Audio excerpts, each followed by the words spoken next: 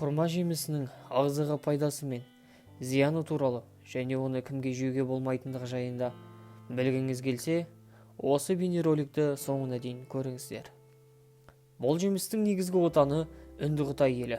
Ол жақта жеміс 2,5 шақырым таудың биіктігінде жабайы түрде кездеседі. Жеңіл сазды топырақта, қысы тым суық емес және жазы тым ыстық емес жерлерде жақсы өседі. 20 ғасырдың басында Жерорта теңізі аймағына, Еуропаға, Кавказға, оңтүстік және орталық Америкаға кеңінен таралған. Құрманың қалай өсетінін көру үшін Кавказға немесе Түркия мен Израиль еліне барып келу керек. Құрманың пайдалы жақтарына келетін болсақ, аталған жеміс инфаркт, варикозды және ЖРВ-дің алдын алуға көмектеседі. Рұқсат етілген тәуліктік мөлшерлеме шамамен 700 граммды құрайды.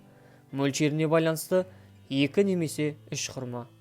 Және бұл жеміс иммунитетті көтеруге, көруді жақсартуға және көңіл-күйді көтеруге жеткілікті. Біз бұл пайдалы жемісті қазір сатып алудың кем дегенде 5 себебін білеміз.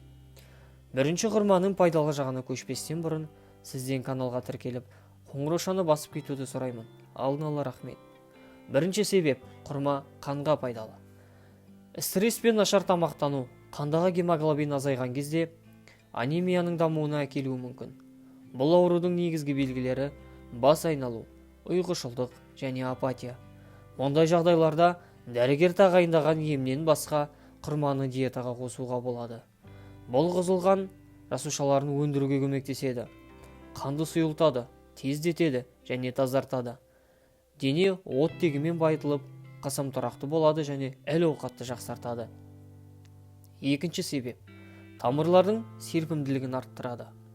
Қан тамырларының серпімділігін арттыру үшін С, П және ПП дәрумендерін қолдану қажет. Олардың барлығы құрмада кездеседі. С дәрумені жемістің жалпы витаминдік құрамының 20%-ын құрайды. Сонымен қатар, жоғарыда айтылғандай, құрма қанды тездетеді, қанның ағуын күшейтеді және оның тоқырауына жол бермейді. Сондықтан, егер сізде варикоз немесе розацея аурулары болса, құрманы диетаңызға қосу керек. Үшінші себеп – құрма көру қабілетін жақсартады. Құрмадағы А дәрумені мен бета-каротин көз бұлшықеттерін күшейтеді және тіндерін қалпына келтіру процесін тездетеді. Құрма құрамында зеаксантин бар. Ол макулярды дегенерация мен катаракта қаупін азайтады.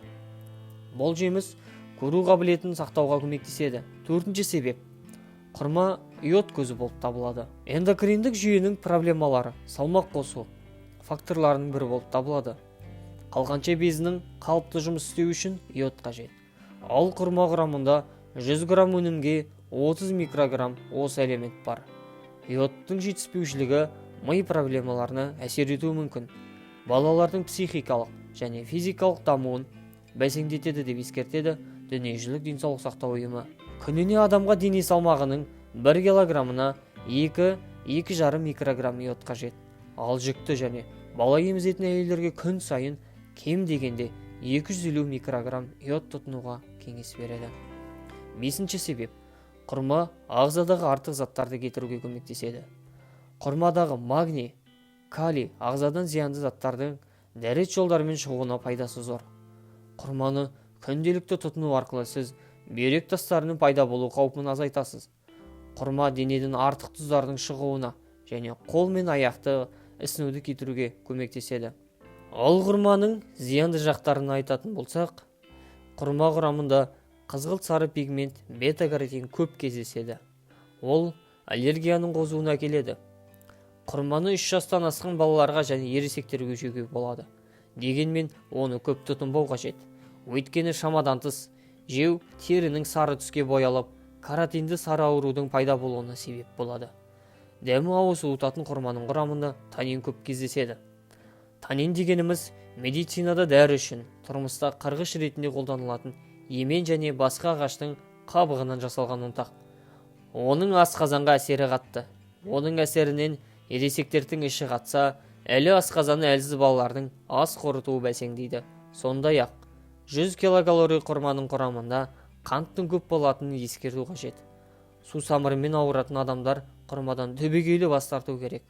Толық піспеген құрма асқазан бездерінің не қатты тастардың жиналуына әсер етеді. Құрманы жер алдында оның қабығына назар салыңыз. Қара дақтары бар, қабығына зақым келген құрмадан аулақ болған жөн.